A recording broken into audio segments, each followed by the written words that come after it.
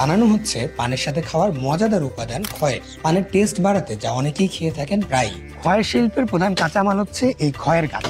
এরকম এক একটি গাছ হতে সময় লাগে 25 থেকে 30 বছর। পুরো প্রসেস শুরু করার আগে প্রথমে খয়ের গাছ থেকে উপরের ছাল তুলে ফেলা হয়। তারপর শুরু হয় গাছ কাটার পালা। মাটির পাতিলে করে বিশেষ চুলোতে জাল দিয়ে বের করে নেওয়া হয় খয়ের রস। এটাই হলো সেই বিশেষ হাঁড়ি, যে হাঁড়ির ভেতরে এরকম খয়ের কাঠ দেওয়া হয় এবং তার সাথে পানি অ্যাড করে ফাইনালি এটাকে জাল দেওয়া হয়। এরপর বড় ড্রামে করে রস জাল দিয়ে গাঢ় করা হয় অনেকক্ষণ।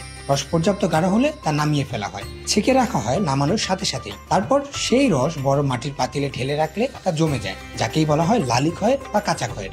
এরপর লালি খয়ের দড়ি দিয়ে আটকিয়ে মাটির পাতিলে একটা রেখে দেওয়া হয় জমার জন্য। দড়ি দিয়ে বাঁধা হয় যেন খয়ের না পড়ে যায় এবং পানি প্রপারলি যেন গড়িয়ে নেমে চলে যেতে পারে। মূলত এটিই খাওয়া হয় পানের সাথে। তবে অনেকে আবার এগুলোকে একটু ঠান্ডা করে মেশিনের সাহায্যে চাপ দিয়ে তৈরি করেন চারকোনা খয়ের। এরপর সেগুলোকে শুকিয়ে প্রস্তুত করা হয় বিক্রির জন্য। বাজারে বিক্রির পর দোকানদারেরা এতে পানি মিশিয়ে পাতলা করে স্বাদ মতো সেগুলো ইউজ করেন পানের সাথে। এমনকি কুমারেরা মাটির রং বানাতেও এটি ব্যবহার করেন বিভিন্ন সময়। এছাড়াও ওষুধ, কাপড়ের রং তৈরিতে তো আছেই। মূলত 1947 সালে পাকিস্তান আমলে বিহারিদের দ্বারা প্রতিষ্ঠিত হওয়া রাজশাহীর চারঘাটের এই খয়ের বিক্রি হয় ঢাকা সহ দেশের বিভিন্ন অঞ্চলে।